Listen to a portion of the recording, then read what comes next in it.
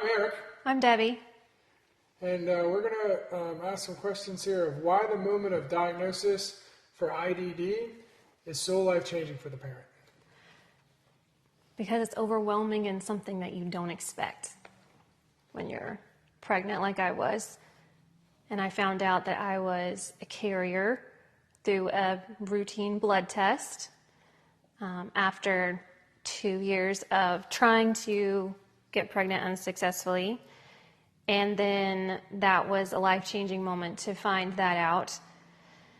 And it was really scary because that was my first baby with my husband at the time. And we didn't really know what to do, but we decided just to forget about it and not worry about it because there was nothing to worry about yet because we didn't know anything.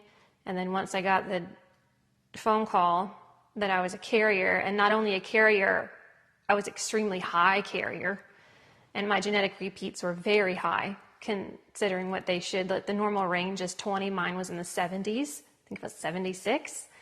And then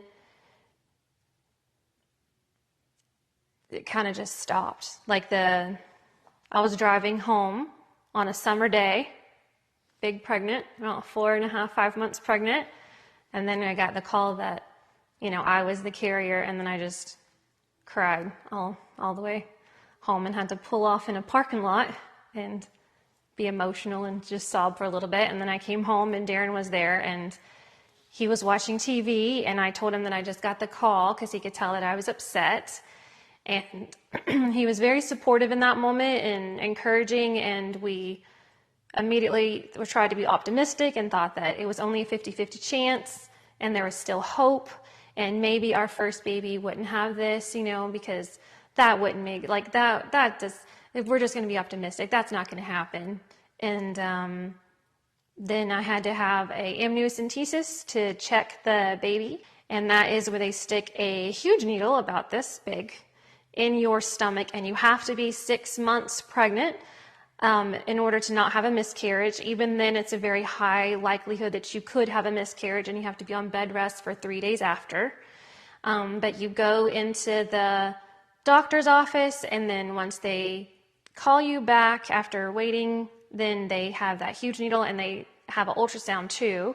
And then there's a huge TV on your feet, and you have to lay with your hands like this. And then they stick that huge needle into your stomach, and they have the ultrasound to make sure they don't stick the baby. And I was so nervous and upset about this huge needle going in my stomach that I just focused on watching Aiden float around, on the monitor. And that was what kept me calm. And then, I was very uncomfortable afterwards. There was a lot of pain and cramping, and I didn't feel good because it perforated your placenta and everything to get that fluid out so they could test the DNA that the baby, had in there to determine the skin cells from the baby. And then that took another 6 weeks probably to find out that test result. And then I got a letter in the mail. I didn't even get a call from the geneticist. It was a letter, and it said that his repeats were over 1,000 and that he definitely had Fragile X syndrome.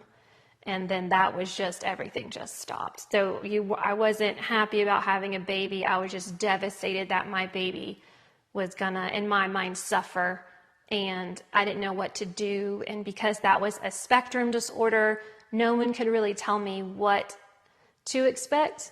And being a first-time mom and being nervous anyways, that was a whole nother layer to that because you have no idea what you're doing. I was 24.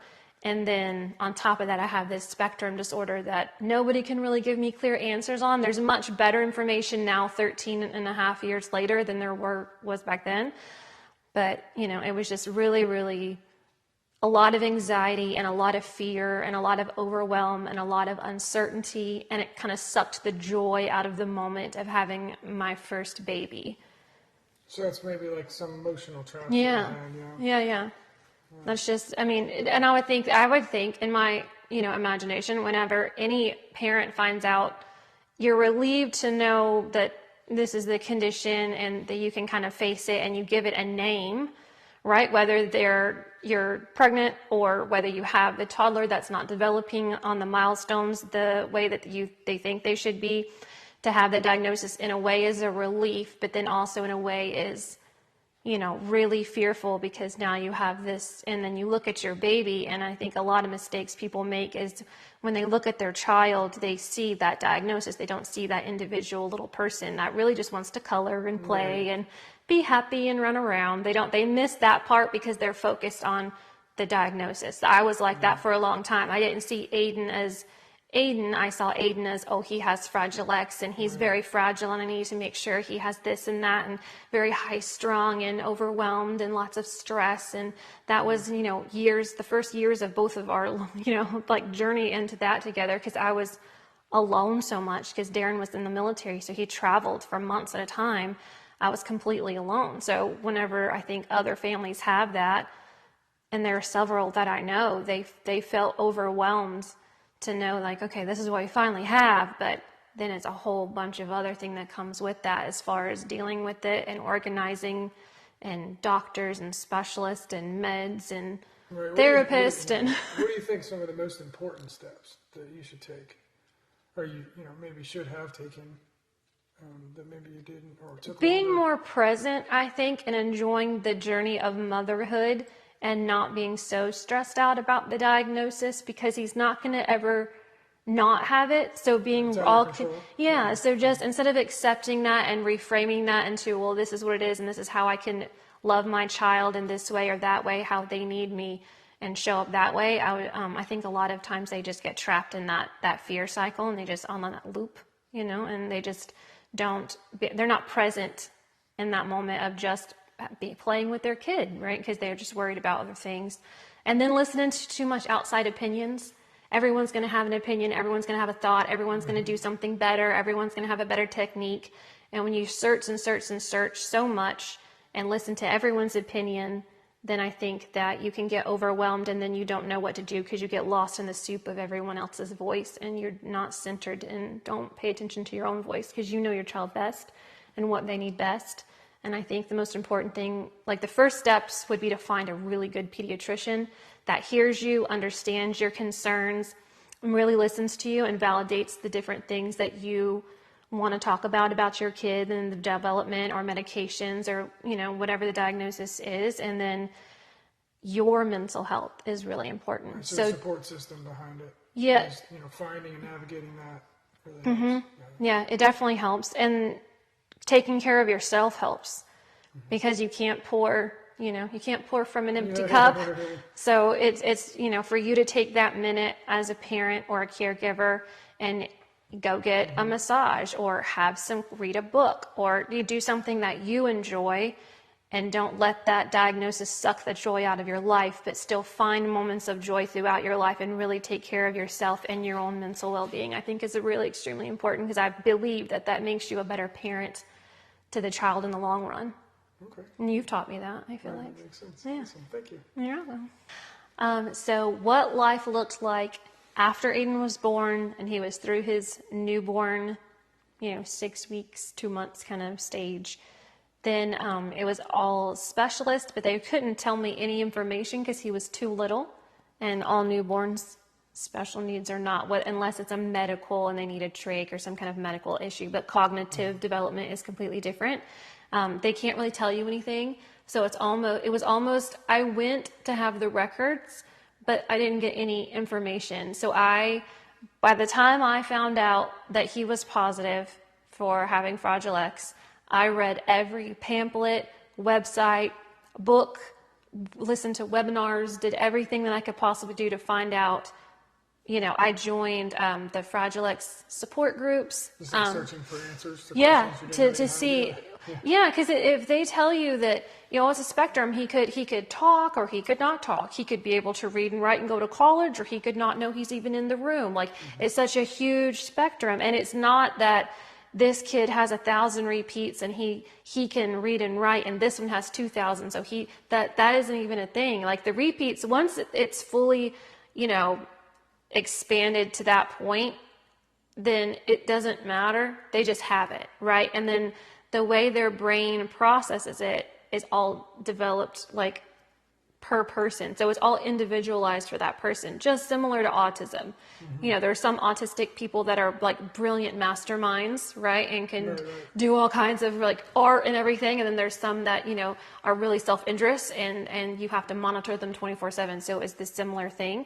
So I read everything I could get my hands on, and I would, you know, share the information with my husband at the time. And he'd be like, don't worry about it. You're worrying about something that you can't control. You know, just love him. You know, just be his mom. That's what he would tell me. And I think that was really good advice. You know, at the time, that was solid advice. But me being a little worrywart and emotional, I couldn't do that. I couldn't let it go. So I got him involved in a program for early intervention, which I would highly recommend for anyone to do as soon as the diagnosis. It's for, in Georgia, where we were, it's any kid that is 3 and under. So if they're 3 and under and they have a diagnosis, it's through the state, and it was called, in Georgia, it was called Babies Can't Wait. I think in North Carolina, where we are now, I think it's called Babies First or something like that. But it's early intervention, and every state has it.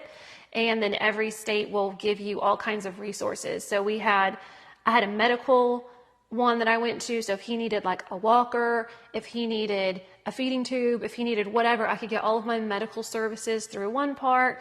I had a caseworker that would come to my house. Her name was Miss Angie. And she was the best like guardian angel I ever had, because she had been doing it for years and years and years.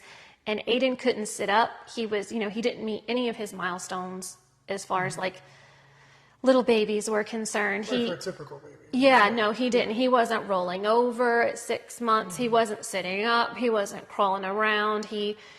Feeding was really challenging because he's hypersensitive orally. So he would touch the dog, and the dog's fur would make him throw up, the texture, right? So he would touch a blanket and be fine. He'd touch something else, it'd make him throw up, right? If my hair was wet, he would touch my hair as a baby and he would throw up.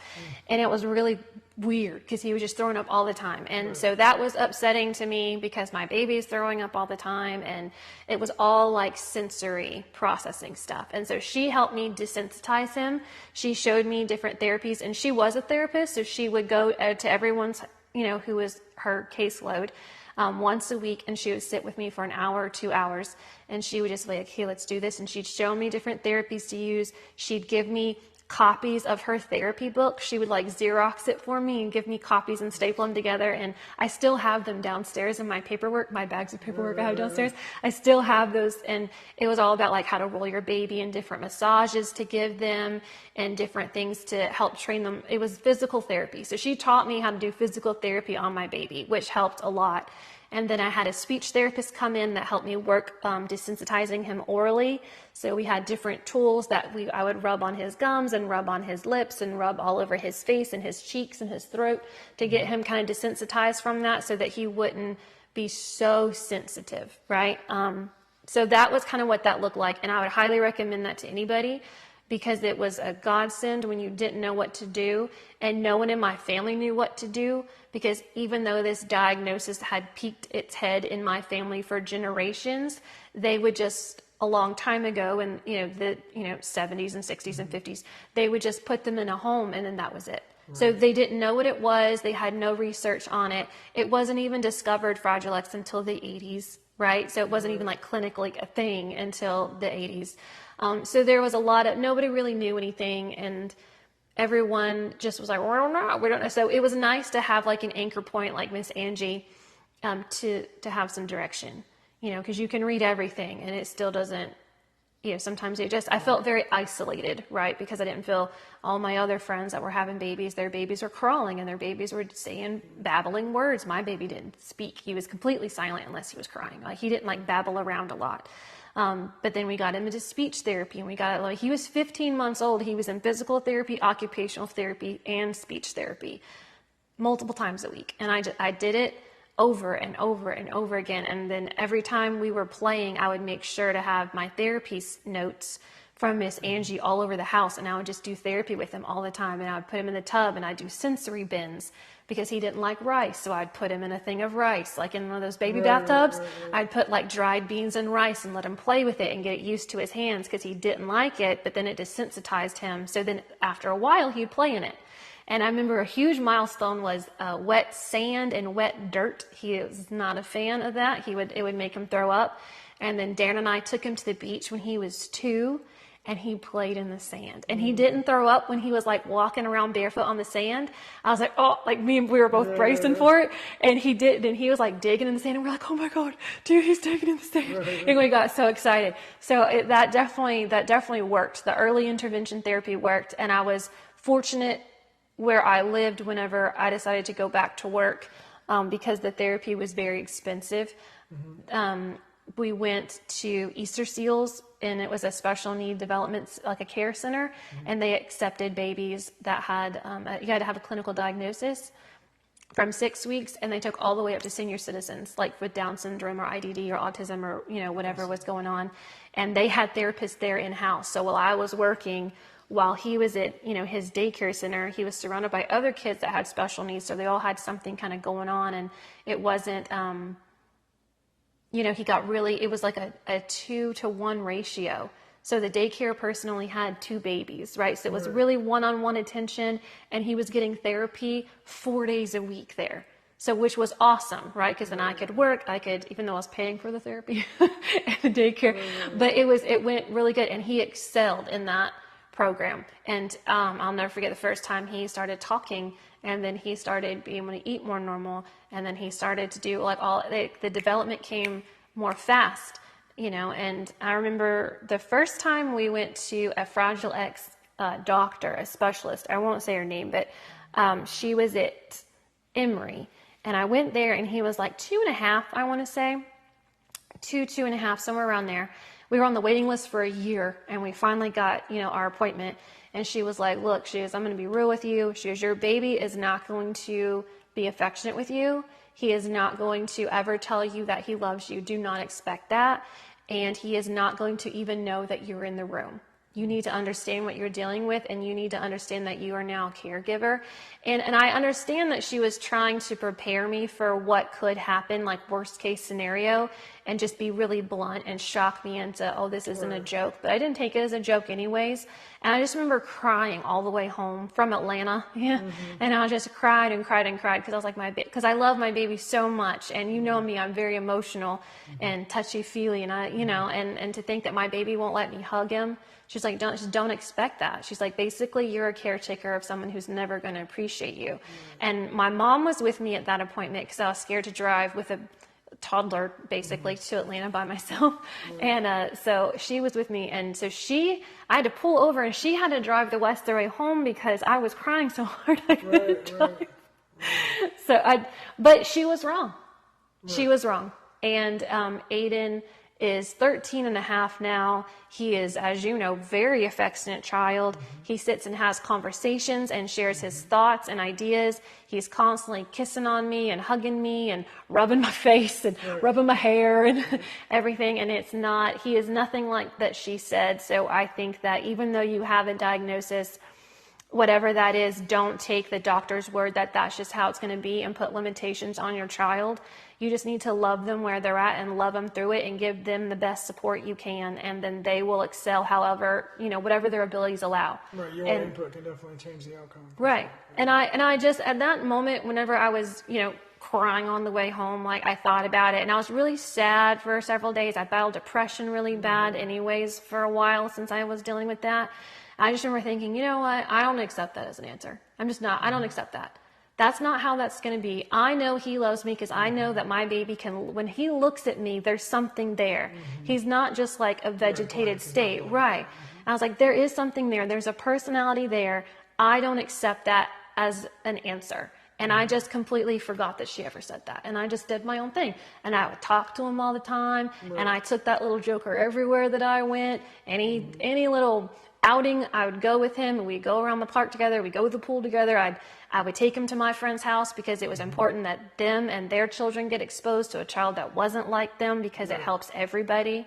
And I forced him on everybody. Like if I'm coming, he's coming. He's my little sidekick. He's my little best friend.